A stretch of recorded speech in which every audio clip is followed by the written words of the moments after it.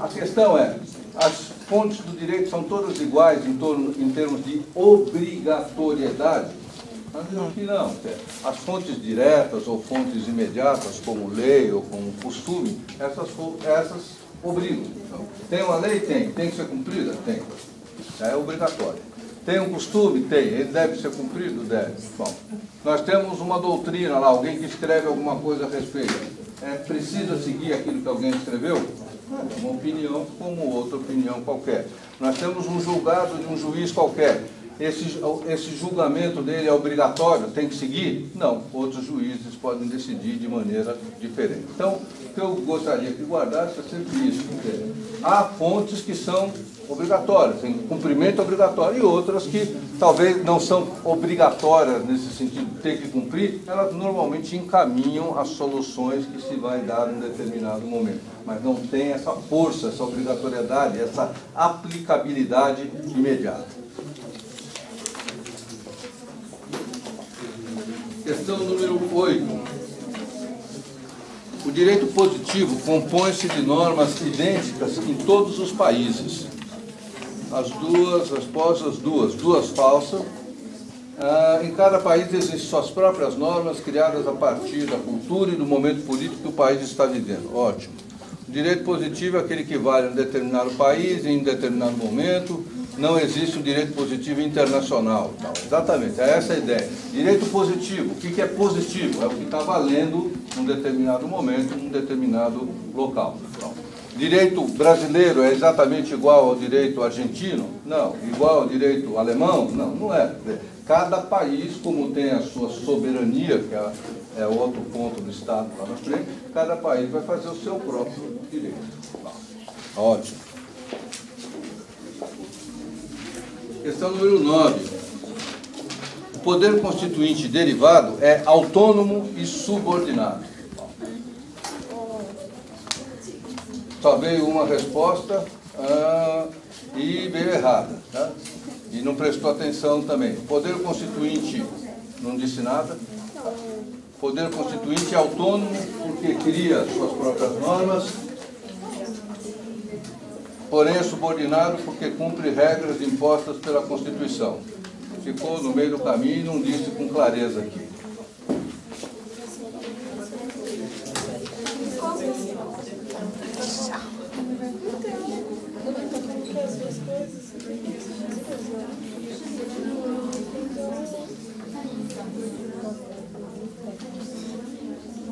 A minha pergunta aqui é sobre o poder constituinte derivado. O que é o poder constituinte derivado?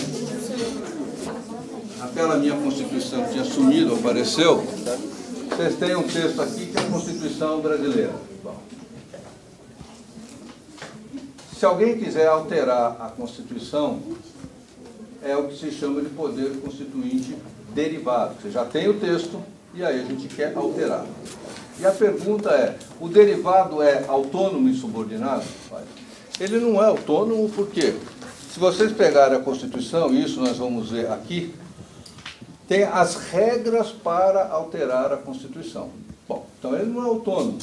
Para mudar a Constituição, quem for mudar a Constituição tem que seguir essas regras. Então ele não é autônomo, as regras já estão postas aqui. Autônomo é o que faz as suas próprias regras. O derivado não faz as suas próprias regras. Vamos imaginar que não tivesse isso aqui. Vocês fossem aqui à Assembleia Constituinte para fazer uma Constituição. Aí seria autônomo? Sim, mas vocês vão, bom, como é que nós vamos votar aqui? Como é que nós vamos fazer? Vocês faziam as suas próprias regras para criar a Constituição. O original é autônomo. O derivado nunca pode ser autônomo. Ele já está dependendo daquilo que está na própria, as regrinhas estão aqui na própria Constituição. Em seguida, pergunta-se se ele é subordinado. Sim, é subordinado sim, porque aqui na Constituição já estão, além de estar as regras para mudar, tem certos limites, como alguém veio me perguntar aqui, acho que tem uma resposta, tem certos limites que não podem ser ultrapassados. Eu marquei lá o artigo 60, parágrafo 4º, então, se vocês pegaram isso aí no texto, lá na Constituição, está aqui, ó. Não será objeto de deliberação a proposta de emenda tendente a abolir a forma federativa do Estado, o voto direto, a separação dos poderes. Ou seja, há certos assuntos que não podem nem ser discutidos, não podem mudar. Então, quem quiser mudar a Constituição pode mudar vários textos, isto aqui não pode mudar, que está no 60, parágrafo 4. Se alguma vez ouvirem falar em cláusulas pétreas, é isso aqui, os assuntos que não podem ser alterados da Constituição. Então, o derivado certamente é subordinado, está subordinado ao que está aqui. Ele não pode fazer tudo o que ele quer, ele tem limites para alteração. Questão número 10. A Constituição de cada país deve estar formulada em um texto escrito. E a resposta que veio é verdadeira, pois a Constituição de um país é a estrutura e o poder organizado através de normas que, para serem seguidas, devem estar registradas sistematicamente. O que é diferente de um país que não é regido por uma Constituição, sim por costumes, que apesar de não estarem na lei, são uma forma de organizar o Estado. Agora, está um pouquinho contraditório aqui, tá? Vamos repetir essa história. A primeira parte está contradizendo um tanto a segunda aqui. Hoje, na maior parte dos países, nós temos um corpo sistematizado chamado Constituição. E a razão, penso que não é difícil de entender. São os países mais jovens do mundo, então normalmente eles, já estamos no tempo da escrita, eles fazem sistematicamente.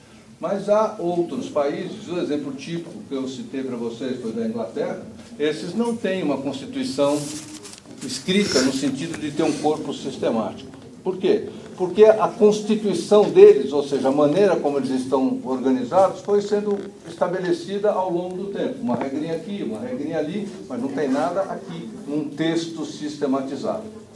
Há uma tendência para que isso se faça, para que tudo esteja assim, necessariamente precisa estar aqui num corpo próprio, chamado Constituição?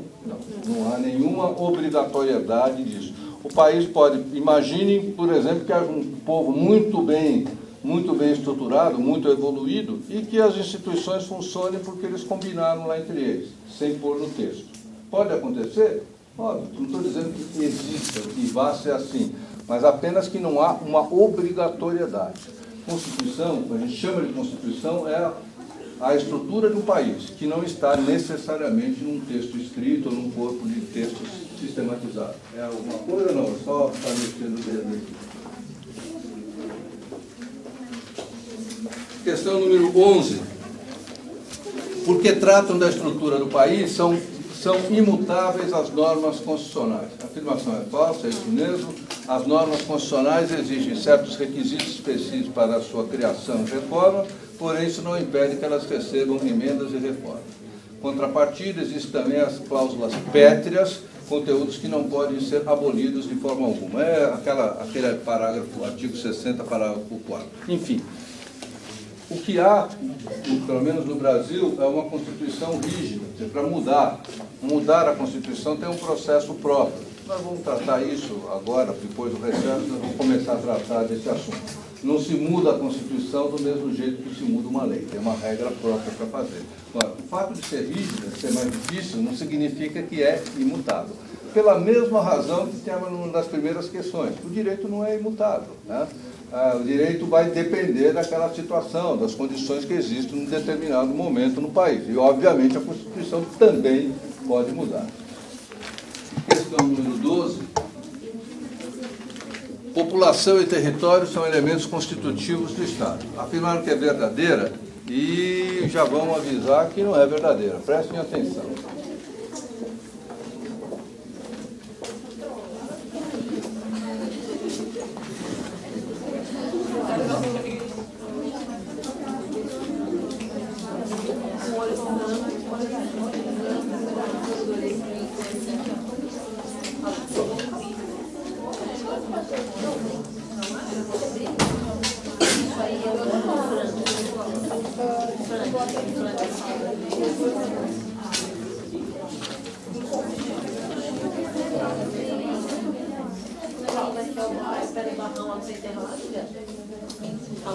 Os elementos constitutivos do Estado, daquilo que nós vimos na penúltima semana aqui, antes da palestra de vocês, que aliás é muito boa, o povo, território e soberania.